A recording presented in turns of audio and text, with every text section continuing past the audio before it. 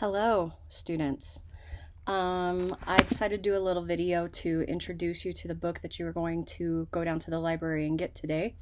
It is Columbine, okay? And I know it looks really thick, but, and it is, it's a big book, but don't panic. So a couple things about this book.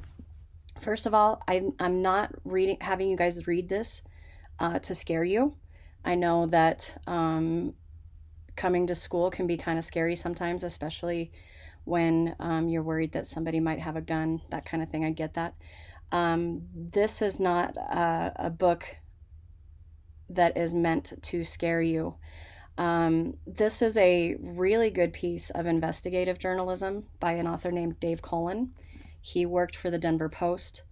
No, I think the Rocky Mountain News at the time of Columbine back in 1999. This past April was the 20-year anniversary of Columbine.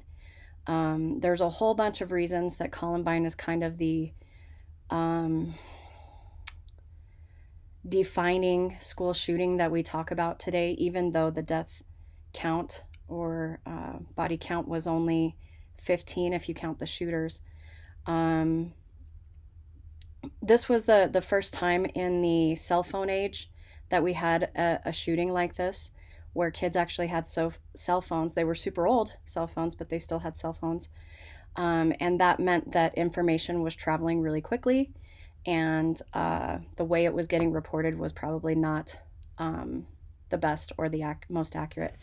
So one of the things that you guys are going to do when we go through this book is you're going to be you'll be answering reading questions. But one thing that I want to read to you, and I know this seems a little bit weird, that I'm going to actually read a couple pages out of the book to you to get started, but it's the author's note, and this is really important to consider before you start reading the book. So I'm going to read it to you right now. A great deal of this story was captured on tape or recorded contemporaneously in notebooks and journals by the killers before the murders and by investigators, journalists, and researchers afterward. Much more was reconstructed or fleshed out from the memory of survivors. Anything in quotation marks was either captured on tape, recorded by me or other journalists or police investigators at the time, published in official documents, or, in the case of casual conversations, recalled by one or more of the speakers with a high degree of certainty. When the speaker was less sure about the wording, I used italics. Italics means when the words are kind of slanted. So in quotation marks, they're pretty positive. This is exactly what was said. When the words are slanted, that's kind of about-ish what was said, okay? I abbreviated some exchanges without insertion of ellipses. Ellipses is just the ... okay? And have corrected some grammatical errors. No dialogue was made up. So when you are reading dialogue throughout this book, he is telling you, the author, Dave Cullen, is saying none of this was made up. He was able to find all of it in some sort of documentation. The same convention was applied to quotations from the killers, who wrote and taped themselves extensively. Their writings are reproduced here as written, with most of their idiosyncrasies intact. Passages of this book suggesting their thoughts come primarily from their journals and videos. A multitude of corroborating sources were employed, including school assignments, conversations with friends, family members and teachers, journals kept by key figures, and a slew of police records compiled before the murders, particularly summaries of the counseling sessions. I often use the killer's thoughts verbatim from their journals. Verbatim means word for word from the journals, without quotation marks. Other feelings are summarized or paraphrased, but all originated with them. The killers left a few significant gaps in their thinking. I have attempted to fill them with the help of experts in criminal psychology who have spent years on the case. All conjectures about the killer's thinking are labeled as such. Actual names have been used with one exception. The pseudonym Harriet was invented to identify a girl Dylan wrote about obsessively. For simplicity, minor characters are not named in the text. They are identified in the expanded version of the endnotes online. All times for the massacre are based on the Jefferson County Sheriff's report. Some of the victims' family members, however, believe the attack began a few minutes later. The times used here provide a close approximation and are accurate relative to one another. I covered this story extensively as a journalist. This is Dave Cullen talking. Beginning around noon on the day of the attack, the episodes recounted here are a blend of my contemporaneous reporting with 9 years of research.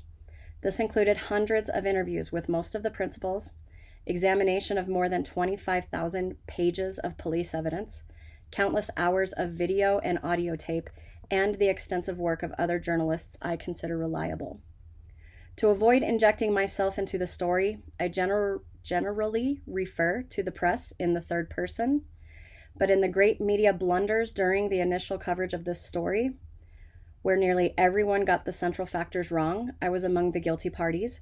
I hope this book contributes to setting the story right. Now, that's another really big reason that I teach this book, is that it does talk about the mistakes that the media makes when they are reporting things to you guys, to us, to all of us, the consumers of news. And it's an important lesson to learn. And then he goes on to say, in the years since the book's release, one of the most common questions I heard was, why no pictures?